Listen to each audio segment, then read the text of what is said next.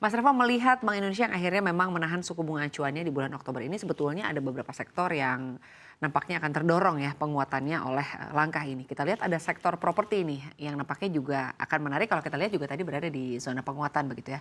Nah, Anda sendiri melihatnya saham-saham di sektor properti ini akan menarik seiring dengan kalau kita lihat Bank Indonesia ini juga memperpanjang DP rumah 0%. Ya. Seperti apa Anda melihat insentif-insentif yang menarik di sektor properti ini mampu mendorong saham-saham di sektor properti?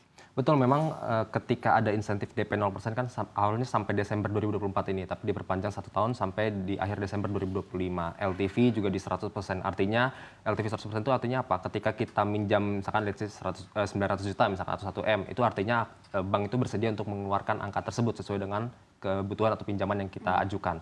Nah, ketika itu terjadi, DP 0% ini bisa terjadi, maka kita perhatikan memang saham-saham properti ini bisa mengalami kenaikan. Bahkan sebelum pengumuman hari ini pun, maksud saya kemarin BI, itu kita perhatikan saham-saham dari IDX Property itu sudah mengalami kenaikan, mungkin dari Juni atau Juli 2024. Kenaikan ini terjadi memang ada ekspektasi pemangkasan suku bunga dan memang di September kemarin kan ada pemangkasan suku bunga.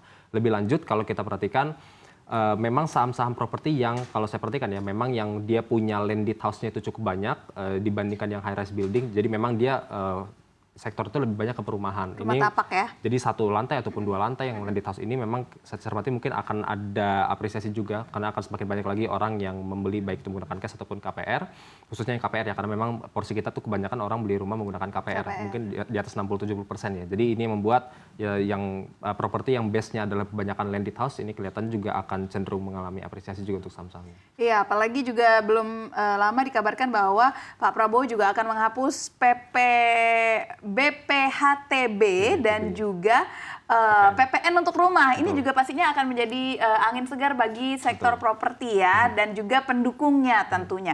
Lalu kita bergeser juga ke sektor-sektor lainnya, mungkin bagaimana dengan sektor energi. Nah, melihat dengan sentimen-sentimen semua yang ada saat ini, apakah ada korelasinya dengan sektor energi? Karena kalau kita lihat kemarin beberapa hari lalu nih sektor energi sebenarnya bergeraknya ya segitu-segitu aja, nggak terlalu jauh. Gimana, Mas Revo? Ya betul, memang kalau kita bicara energi, kita mungkin, maksudnya komoditas itu mungkin dari sisi yang coal dulu. Untuk coal so far juga kenaikannya sudah signifikan sekali. Dan kalau lihat kita belakangan ini, 1 pekan terakhir kira-kira 5-7 hari perdagangan, itu so far saham-saham coal kita juga tidak ada pergerakan signifikan. Karena memang ya kembali lagi dia sudah berada di area resistance juga, jadi kita harus agak waspada soal itu.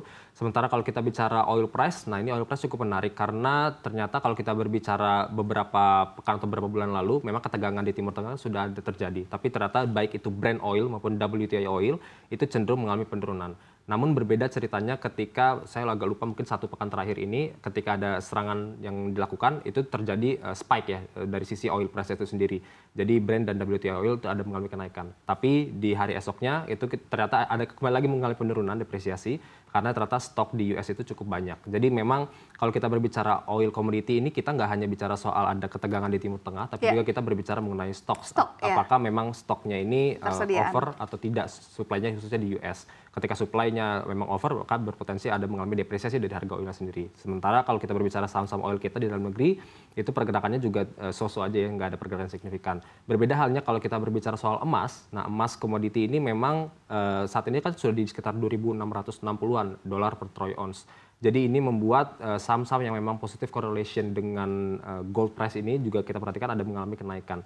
Khususnya yang memang dia positive correlation ini yang memang mungkin di atas 50, di atas 60% revenue streamnya itu dari emas ini kita bisa cermati dia mengalami apresiasi juga seiring dengan juga harga emas dunia juga mengalami kenaikan.